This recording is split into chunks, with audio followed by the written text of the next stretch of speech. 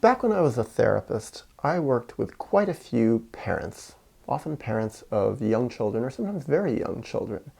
And what I told my clients in general is that in this relationship and in your life, you are the most important person to me. This is what you're paying me for. I am on your side. But what I said in many cases, especially with parents of very young children, is there is one exception. And that exception is that many times when I talk to you, I'm not thinking about what's best for you first, always. I'm thinking about your children. So anything I'm saying to you, I'm putting through the lens of how will this translate into your relationship with your children? Because when I feel that you hire me as a therapist, you're hiring me not just to help you, but you're hiring me to help your children. So I am not going to side with you against your children if it means that anything that I'm saying to you could potentially harm your children. And what I found is that pretty much all the parents I worked with, actually all that I can think of, when they heard my explanation for the exception for when I'm not fully on their side, that I'm thinking of their children too, they were grateful and they were relieved, because deep down what I found is even in the areas in which they were flawed, underneath it, they wanted to be on their children's side. They wanted to do right by their children. And I came to that determination that any client of mine who had children deserved me to be on their children's side as much as I was on the client's side. That came to me because of my own history. And I want to tell a little story about it. When I was a teenager, my dad went to a therapist. I actually still remember that therapist's name, even though it was over 30 years ago. And he would go to this therapist and he would pay him a lot of money. He saw him once, sometimes twice a week, I think. And what would happen is he would sometimes, because he told me this, he would go to that therapist and he would talk about his relationship with me with that therapist. And according to my dad, what he came back and told me, and often he told me in a rage, and he told me with different diagnostic terms and psychological terms, is that his therapist really did not like me very much. And his therapist pathologized me, and his therapist was not taking my side. In my conflicts with my dad, he was universally, according to my dad, and actually I believe my dad from when he said this, he was taking my dad's side. He was supporting my dad in my conflicts with my father. And what I remember, not only how much it hurt me, but how he was wrong. That therapist was wrong.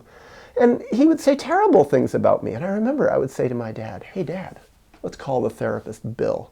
I would say, "Dad, I have a message for you to send to Bill. Tell Bill to go himself." I would say that to my dad. "How could you talk that way about my therapist?" I said, "Look at how your therapist talks about me. Your therapist is a grown man who understands psychology, and he's spouting a bunch of crap about me. He doesn't understand what's going on in our relationship. Why don't you tell him what's really going on? Why don't you tell him how you've really treated me? Do you tell him that you hit me sometimes? Do you tell him the horrible ways that you talk to me?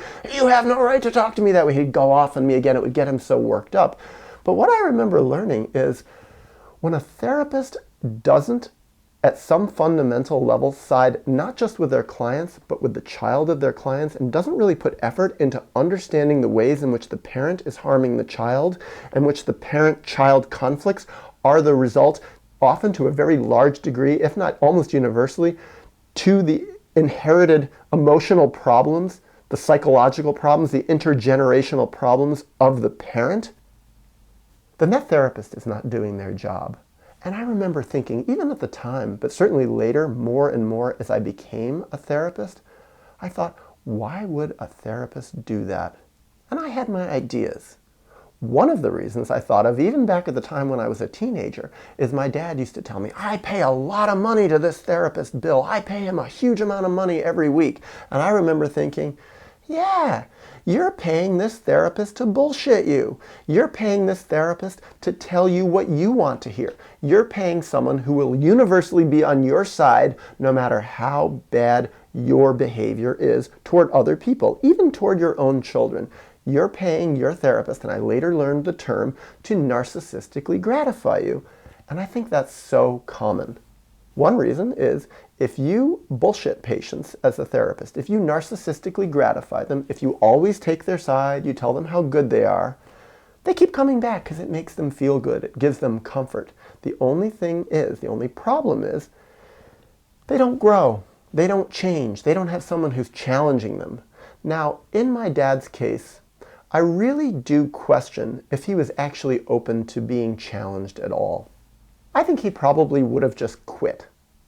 He would have quit therapy. He would have stopped paying that therapist. That therapist would have lost that 1 or 2 time a week slot where he was getting a full fee cash payment from this big guy. But does that make the therapist feel good about himself? How could he have felt good about himself if actually what he was doing was supporting someone who was causing harm to someone else? Now, I'm not saying I was a perfect teenager. I was a brat in some ways, but underneath being a brat, really what I was someone who had been victimized by my father. I was someone who had been traumatized by my father, abandoned and violated in all sorts of different ways. And as a teenager who still needed my father's love, I didn't know how to maneuver myself. So what happened is my anger, my frustration, my sadness, it came out in strange ways sometimes. Direct confrontation, directly calling my father on his bad behavior. It usually didn't do anything positive for me. It just made my life worse. So by being a brat, in a way, I was expressing my dissatisfaction and my pain without doing anything that would fundamentally upset the system too much. And so what it did is it gave my dad an excuse to hate me, to be mean to me, to be even more cruel to me. And it gave him an excuse to say bad things to me with his therapist. And maybe even it gave his therapist an excuse to side with my dad against me. But was his therapist that primitive? I don't think so. I think a lot of times really the therapists sell out their ethics to keep their relationship with the client.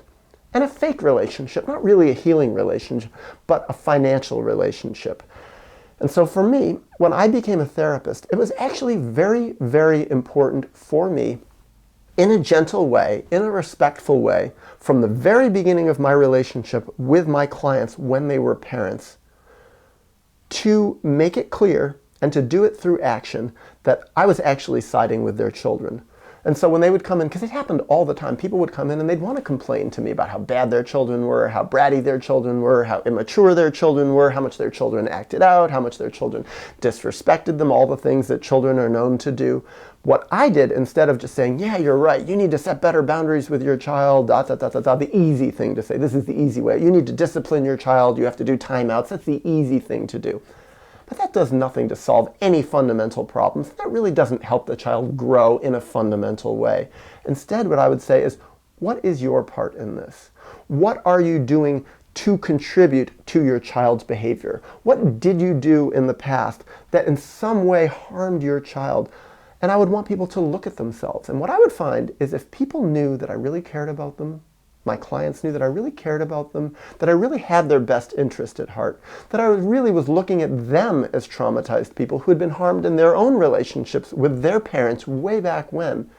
What I found is again and again, people were much more open to having the therapy be a safe place where they could look at the things that they had done to harm their children. And what I found again and again is it motivated people to even more strongly, in a more healthy way, look at what had been done to them and to see how they were playing it out in their relationship with their children, how they had been harmed by people who had power over them, their own parents, and how now that they had power in a relationship with their children, were acting out often those very same dynamics, sometimes in different ways, sometimes they expressed themselves differently, but it was fundamentally the same dynamics.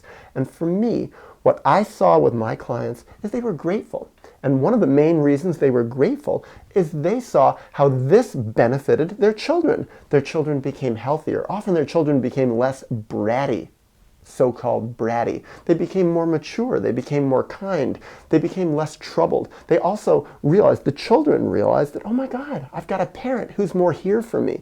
Also, what I found again and again is when parents really had a safe place to study their own misbehavior toward their children, that the parents became more aware of their children's perspective. Often what I found is parents were so frustrated, they had lost their ability to empathize all that much with their children, especially if their children were angry at them, acting out, being difficult, all the things that children can do when they have problems.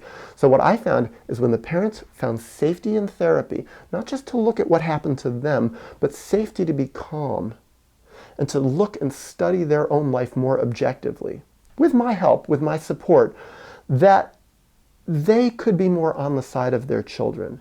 And that actually, when they were more on the side of their children, they became better parents.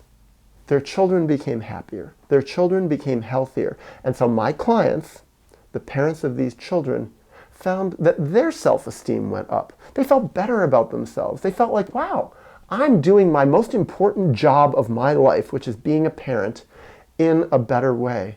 And I'm so sorry to say that that never happened to my father. He never had a therapist who did that. He never had a therapist, I guess, who was able to do that. And I understand, guess what?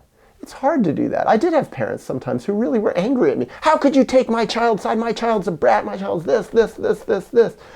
And sometimes it was like, yeah, I had to take an onslaught. That's why therapists get paid. That's why they don't want to do it for free. Because sometimes people do get very mad at therapists. They can act out a lot of anger at therapists. And it's a job of a therapist to take it, to be calm, to be loving in spite of this onslaught. Actually, sometimes what I found is that the way that parents were angry at me, that they acted out toward me, when they expressed all their frustration and rage at life, in their dissatisfaction, in their relationship with me, that in itself, and I would point this out to people, that was a big clue to the very dynamics that they were playing out with their children. And it gave me a lot of empathy for their children, a lot of ability, more easy ability to step into the shoes of their children and say, this is what it must be like to be in a relationship with this parent. Except it's a hell of a lot more difficult to be a child than it is to be a therapist, because a therapist psychologically, emotionally, in the relationship has more power. But still, it gave me a lot of clues. But what it required is that I had to stand up to my clients. I couldn't just bullshit them and make it easy for them and tell them, you're great, you're such a wonderful job, you're doing awesome all the time, your kid's a brat, your kid's the problem. And I think back again to that therapist, Bill as I call him, and how he didn't stand up to my dad. And he didn't challenge my dad. And you know what? I think that therapist must have had a pretty easy job working with my dad. But you know what? Deep down, that therapist couldn't have felt good about himself. Because you know what? He actually didn't help my dad. He didn't help my dad grow. He didn't help my dad grow and change. He didn't help my dad become more mature. And he didn't help my dad become a better father. In fact, he helped my dad become a worse father. And the end result is it really contributed to the rupture of my relationship with my father, because I couldn't help my father grow and change. I tried, but I wasn't in a position to do it. And his therapist was. So I think it's so important for therapists, when they're therapists for parents, to really consider the side of the child again and again and again, and to be very open about it with their clients.